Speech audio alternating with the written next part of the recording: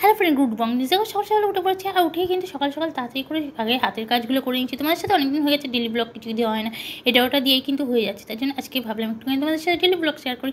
অনেকদিন হয়ে যাচ্ছে ডেলি ব্লগ শেয়ার করে না, তার জন্য তাড়াতাড়ির মাঝে আর করে উঠে হয় না, এটা সত্যি কথা। তো আজকে বললাম না একটু ডেলি ব্লগ ফ্রেন্ডদের সাথে শেয়ার করি।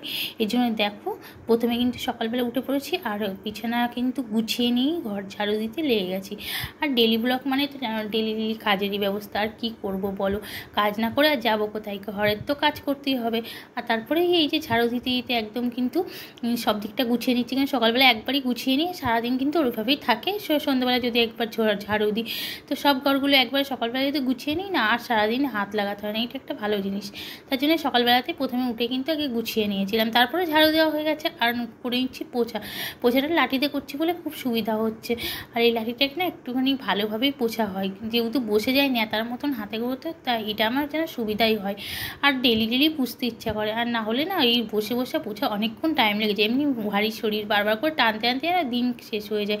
যাই হোক, পোছা কমপ্লিট করে চলে এসেছিলাম বাসন মাজতে, আর এই তাওয়াটা একটু পুড়ে গেছে, এই জন্য ঘষতে বসে গেছি। প্রচণ্ড রোদ উঠে গেছে, অনেকদিন পরে কিন্তু রোদ বেরিয়েছে। কেন প্রায় বৃষ্টি যেন আর আমার ছাড়ার নামই নিচ্ছিল না। যাক 2-3 দিন হয়েছে একটু বৃষ্টি ছেড়েছে, তবুও মাঝে মাঝে কিন্তু সিগনাল দিচ্ছে যে রাত দুপুর যখনই হচ্ছে এক এক সময় সিগনাল দিচ্ছে। আর বাসন ঘষার পর ডাইরেক্ট চলে এসেছিলাম এখানে কিন্তু রান্না করতে। আর রান্নাতে দেখো করছি ফুলকো লুচি নয়, আর এখানে আছে মিক্স তরকারি, পুঁই শাক, আলু, মিষ্টি কুমড়ো আর ভেন্ডি, তারপরে মূলো সব দিয়ে একটা মিক্স তরকারি। আর রুটি হচ্ছে সকালবেলার এটা নাস্তা। আর দুপুরবেলায় দেখা যাক কী হবে, তারপরে তো সারাদিন পড়েই আছে।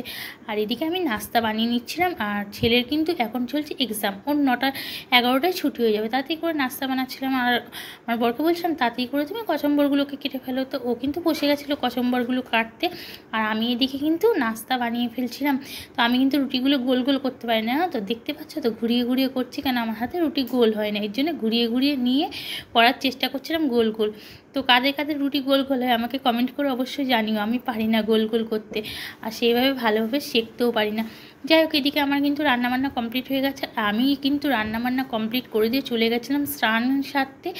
আর এই দেখো এসে দেখি ছেলে চলে এসেছিলো, তো ছেলের টিফিনের খেয়ে দিয়ে আবার যাবে টিউশন, এর জন্য কিন্তু ছেলেকে ওর বাবা খেতে দিয়ে দিয়েছিলো, ওরা বসে গেছিলো, আমিও কিন্তু বেরিয়ে চলে এলাম। তারপর আমিও খেয়ে এলাম, খুব খিদে পেয়ে গেছিলো। আর তোমাদের তো শেয়ার করলাম যে কী ছিল সকালবেলায়। আজকে এই যে কচুম্বর ছিল, এখানে কপি, গাজর, বিট আর শসা, পেঁয়াজ দিয়ে মাখা, আর সাথে ছিল মিক্স তরকারি আর রুটি। ওকে ফ্রেন্ড, চলো বাই বাই।